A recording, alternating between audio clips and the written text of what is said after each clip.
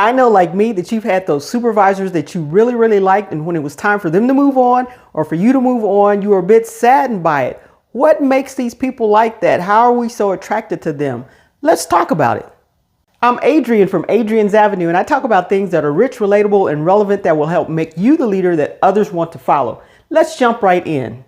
I can actually think of a few supervisors that I really, really liked, and it brings a smile to my face when I think about them because they treated me as a person first before they treated me as an employee. So they recognized my feelings, my ups, my downs, and they were sensitive to the things that I was going through. They had a sense of reality, not just about the job and where we worked, but about life in general. And they respected me as a person. And this right here makes a supervisor lovable. So I took what my supervisors had given to me and gave it to my team. And that was the ability to recognize emotions, feelings, and behaviors. We know that people have lives outside of the jobs, and there are challenges in lives. It could be a family situation, could be something with the kids, it could be something in the marriage, it could be a health situation.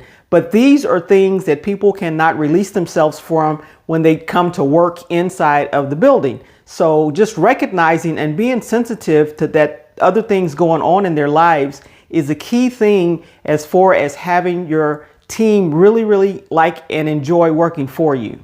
So meet your folks where they are and give them the support that they need. Another thing that I really loved about the supervisors that I worked for is that they had integrity.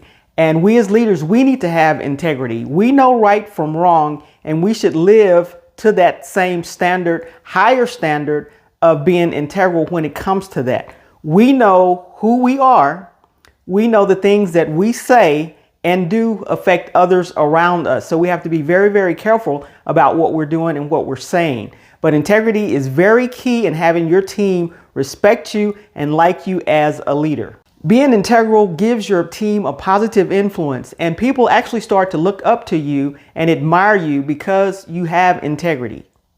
Because I want to be the supervisor that you like, I want you to hit that like button and that subscribe button so that you can stay up to date on all the information as it becomes available to you. And go ahead and share this out. The one thing that any team member would love about their leader is their ability to stay calm in the face of chaos. When someone comes to you and they want to have a discussion and give you some feedback that may not feel so good, you remain calm. You don't get upset. You don't do things to get back at them, but you remain calm. You take it. When there's something going on in the company that may be rocking some other leaders and you remain calm, you set the temperature on your team. And when they see that you're calm, you can bring the team down and let them know that it's going to be okay regardless of what the outcome is. So they're looking to you as their leader and picking up signals and signs from you, believe it or not. And what you show is what's going to be reflected in them. So the ability to remain calm through the storm, the ability to remain calm in the face of chaos is a trait and a characteristic that is golden when it comes to you as a leader. Now, the one area that is a huge difference maker when it comes to a leader that you love, like to work for, and will work your hardest for, are the ones that are kind. And being a kind leader does not mean that you're a weak leader, but it does mean that you are kind to your folks. You do things good for them. You say nice things to them. You can be assertive and get the point over, because in my previous leaders that I just really loved, they were kind, but I knew what they expected and I was willing to give them 100% beyond what they were expecting from me because they were kind. They knew how to talk to me and they knew how to bring out the best in me. And so being kind is really one of those characteristics that a leader should really have if you want your folks to really like working for you and just love you as a leader. I'm sure most of us probably have experienced leaders who only think about themselves. It's always me, I, and nothing about the team. If you want to be a leader that your team will love, you need to think about your team and put them first. When it comes to simple things such as decorating for the holidays, think about the team, or giving small gifts. Think about your team first. When it comes to sitting in a room, when it's time to evaluate the whole staff and your team's names comes up, make sure you're supporting your team and thinking about your team and doing the best thing that you can for your team. Always think about your team when you're on the job. to make sure they're getting the very best that that job can offer. Fight for them when you need to, demand things for them when you need to, but it's all about the team. It's not about you anymore. It's about the team. So watch out for your team and they will watch out for you.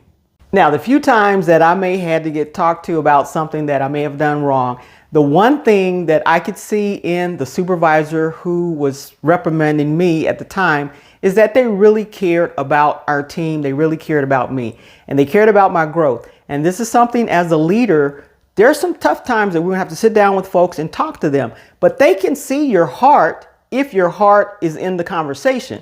So make sure when you talk to the folks about it that you have their best interest at heart and you're only wanting the best for them. Let them know that you're wanting the best for them. And so we have to have these conversations so you can grow. When there's an opportunity out there, bring their names up, get people promoted, get people developed, always making the team better. Just make the team better as much as you possibly can.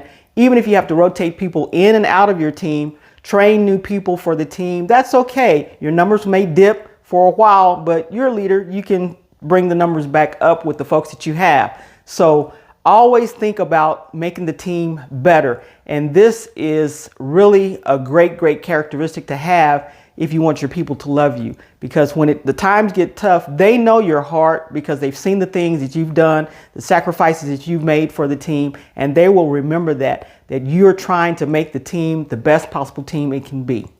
Well, that's it for this video, but rest assured that these things will work if you work them. So you can go back through the video and check out the ones that you want to try out. I've tried them for myself on my own teams, and these are the things that I actually do. I believe in them and they work.